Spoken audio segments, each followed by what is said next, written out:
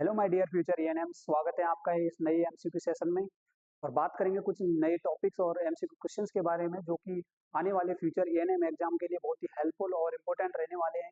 तो देखते हैं कुछ एमसीक्यू क्वेश्चंस। क्वेश्चन एक नंबर कहता है आपका। क्वेश्चन नंबर एक कि निम्न में से फैलोपियन नलिका का कार्य यानी कि फैलोपियन जो ट्यूब होती है उसका क्या कार्य है। तो देखते हैं क्वेश्चन। ऑप्शन ए कह रहा है आपका क्या।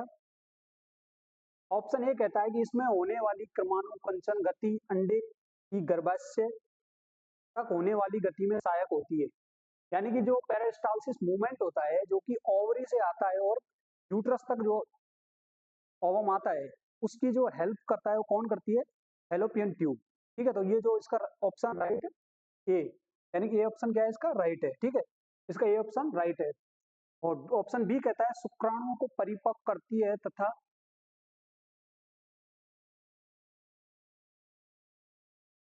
शुक्राणुओं को परिपक्व करती है तथा स्खलित स्खलित होने तक उन्हें संचित भी करती है। तो ये काम किसका है? ये काम है हमारे किसका? स्क्रोटम यानी वृषण का। ये काम किसका होता है? टेस्टिस का।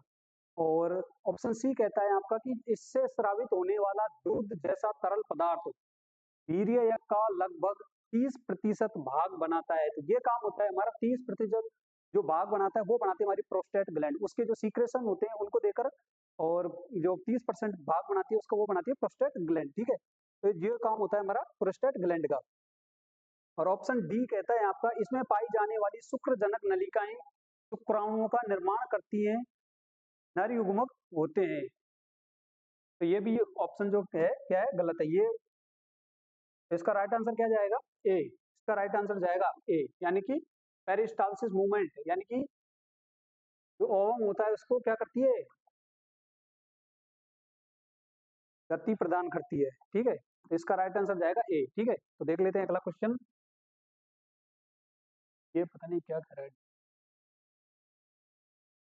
ऑप्शन क्वेश्चन नंबर दो। क्वेश्चन नंबर दो कहता है आपका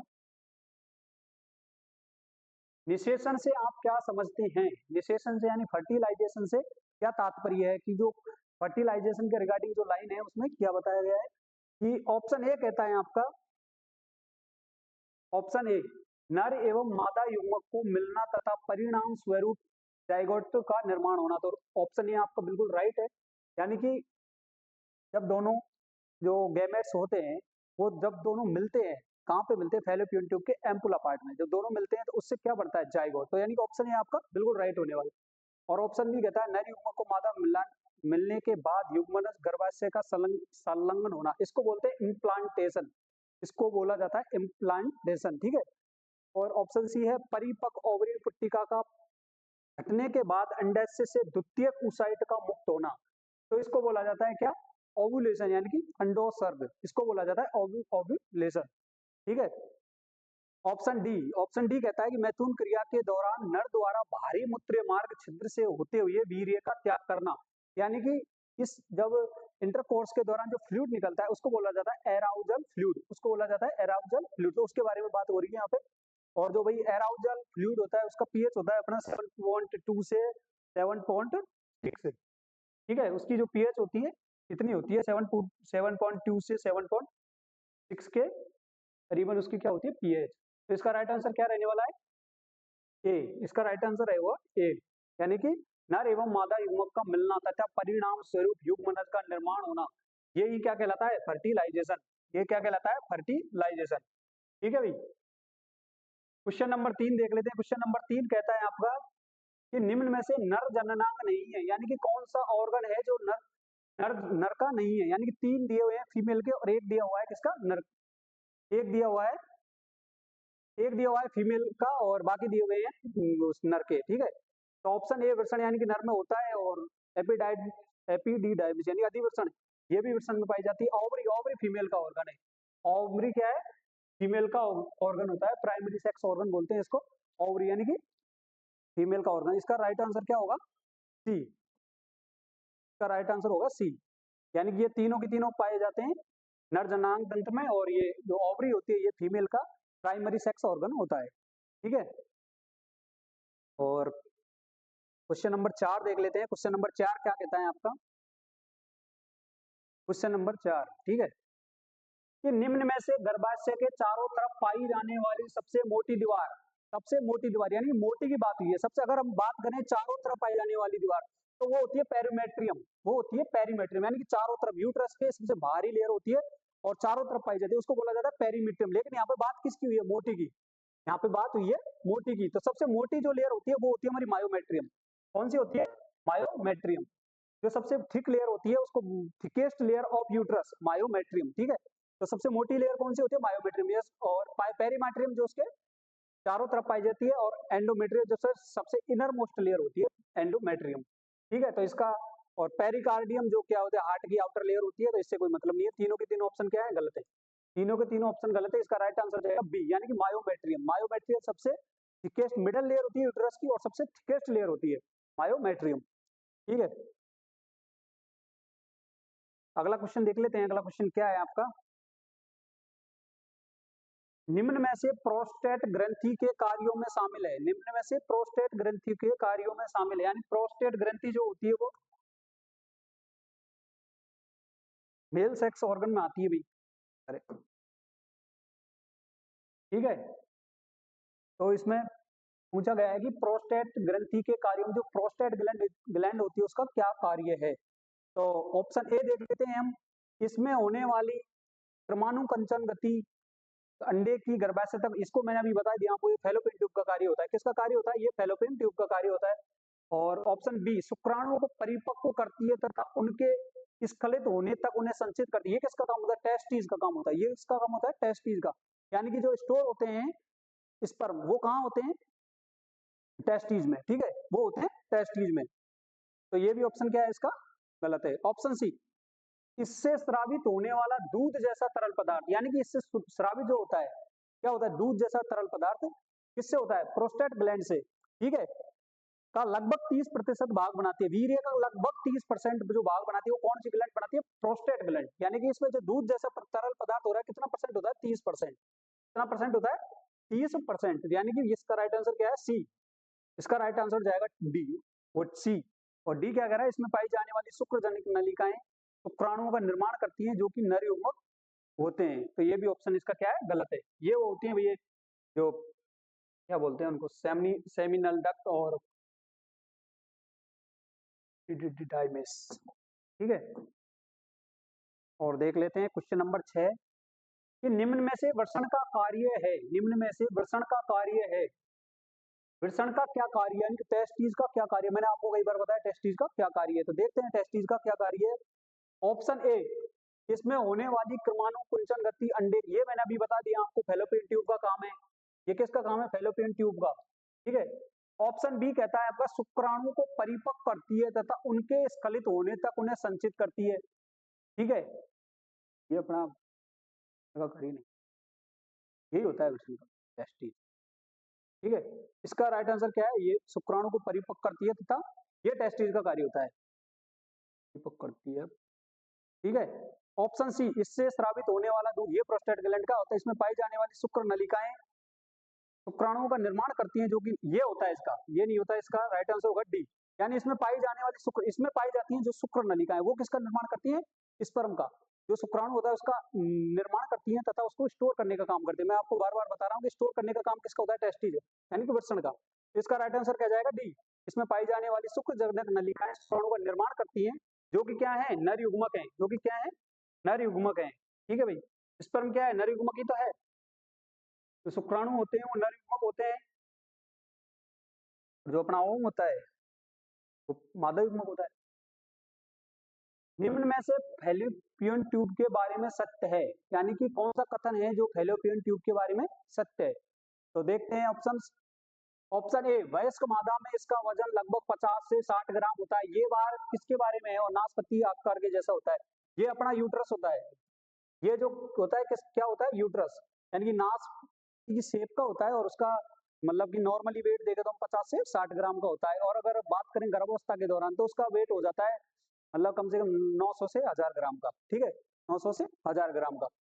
ऑप्शन बी देखते हैं, इनकी संख्या वयस्क में 2 होती है तथा निषेचन की प्रक्रिया भी इसी में संपन्न। मैंने अभी आपको बताया ये अपना जो काम है किसका है, पार्ट सत्य कथन फैलोपियन ट्यूब के बारे में। इनकी संख्या क्या होती है, दो होती है, दो पाई जाती है ये। और फर्टिलाइजेशन जो जो होता है ये फैलोपियन ट्यूब के एम्पुलर पार्ट में होता है। तो फर्टिलाइजेशन का कार्य भी इसी में संपादित होता, संपन्न होता है, ठीक है। तो ये इसका राइट आंसर होगा, सी भी नहीं होगा इसका, लिखा होगा आपसे में संयुक्त होने से ये इसका राइट आंसर होगा बी, इसका राइट आंसर होगा बी, ठीक है भाई। तो ऑप्शन डी आपका देख लेते हैं। ये अपने मैंने आपको बताया स्क्रोटम यानी कि नीचे जो लटकी हुई संरचना होती है उसको बोला जाता है थैलीनुमा संरचना, जिसके अंदर टेस्टिस होते हैं उसको बोला जाता है स्क्रोटम। तो ऑप्शन डी भी क्या है, गलत है। फैलोपियन ट्यूब के क्या राइट आंसर जाएगा, बी, ठीक है। फैलोपियन ट्यूब का राइट आंसर जाएगा बी, ठीक है। क्वेश्चन देख अगला क्वेश्चन देख लेते हैं। अगला क्वेश्चन क्या कह रहा है आपका, अगला क्वेश्चन, निम्न में से ऋतुस्राव यानी मेंस्ट्रुएशन साइकिल की प्रक्रिया में किस हार्मोन की महत्वपूर्ण भूमिका होती है, किस हार्मोन की वजह से क्या होता है मेंस्ट्रुएशन साइकिल आता है। तो देखते हैं ऑप्शंस, पुट्टिका उद्दीपक हार्मोन यानी एफएसएच, बी यानी कि ल्यूटिनाइजिंग हार्मोन, और सी कह रहा है ए तथा बी दोनों, और टेस्टिस्टेरोन का कोई कार्य ही नहीं है। ये क्या है, टेस्टिस्टेरोन जो है एंड्रोजन हार्मोन यानी कि मेल का हार्मोन है टेस्टिस्टेरोन।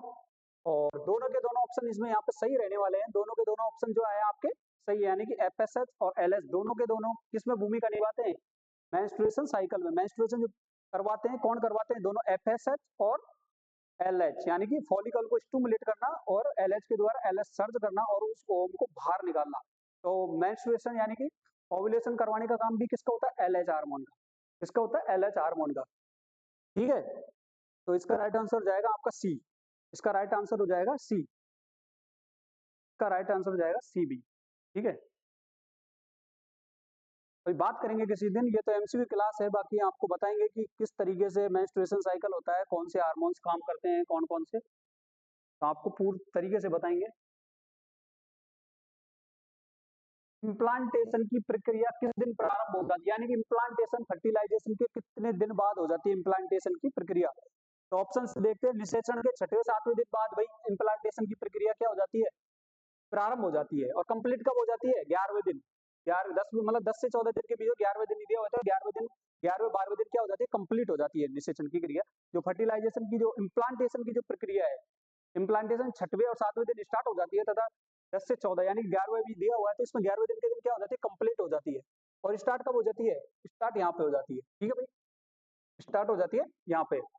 और ऑप्शन सी करा मासिक चक्र के दौरान 14वें दिन, तो इस टाइम क्या होता है, इस टाइम होता है ओव्यूलेशन। 14वें दिन क्या होता है मेंस्ट्रुएशन साइकिल के, ओव्यूलेशन। और मासिक चक्र के 25वें दिन तो भाई दोबारा आने की वो हो जाती है, ठीक है, मेंस्ट्रुएशन साइकिल की।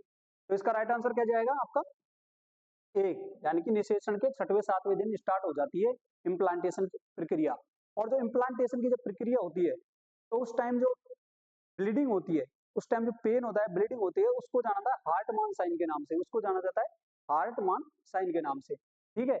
तो क्वेश्चन बन सकता है कि उस साइन को क्या कहते हैं, उस टाइम जो ब्लीडिंग होती है इम्प्लांटेशन की वजह से, जब पेनिट्रेट होता है उसमें जाइगोट अपनी जो ये होती है एंडोमेट्रियम में, डेसिडुआ में, तो उस समय जो ब्लीडिंग होती है और उस समय जो पेन होता है ना, उसको नाम से जाना जाता है हार्टमान साइन के नाम से, किससे, हार्टमान साइन, ठीक है, हार्टमान साइन। और क्वेश्चन अगला देख लेते हैं आपका। अगला क्वेश्चन क्या कह रहा है, अगला क्वेश्चन कहता है एक महिला अंडोत्सर्ग की प्रक्रिया प्राय किस दिन घटित, यानी कि ओव्यूलेशन किस दिन होता है। तो मैंने जस्ट अभी आपको बताया कि ओव्यूलेशन होता है 14वें दिन, मेंस्ट्रुएशन साइकिल के 14वें दिन की जो होती है प्रक्रिया उसको बोला जाता है ओव्यूलेशन, कब होता है, 14वें दिन। तो ऑप्शन सी, ऑप्शन तीनों के तीनों गलत है, ऑप्शन सी इसमें राइट आंसर, ठीक है, मासिक चक्र के 14वें दिन होता है ना।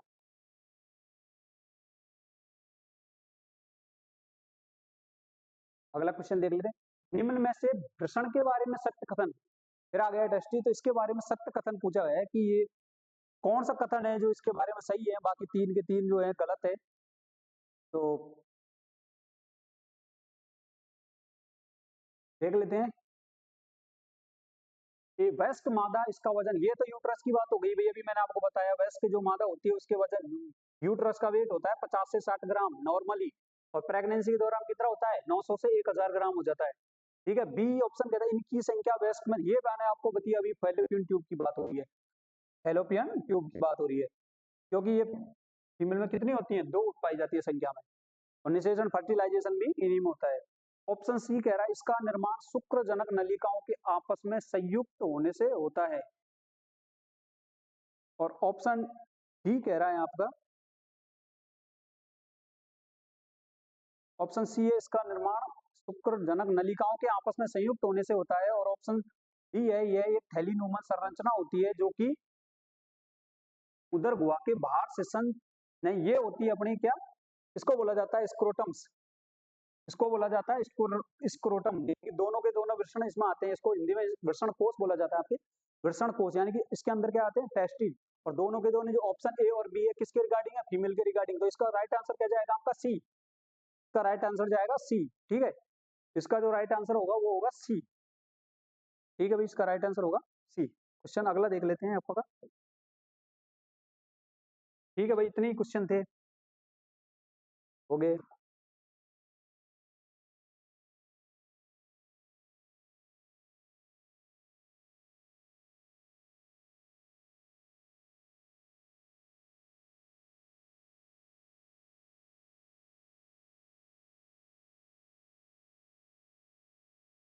ठीक है भाई, thank you all of you. मन लगा के तैयारी करो बढ़िया से, बहुत बड़ी वैकेंसी है और आराम से सिलेक्शन हो जाएगा। और लगातार मेरी वीडियो देखते रहे, मैं आपके लिए बहुत ही मेहनत कर रहा हूँ, खुद सेल्फ स्टडी कर रहा हूँ और कोशिश करूंगा कि आपको अच्छे से अच्छा कंटेंट दे पाऊँ। थैंक यू भाई।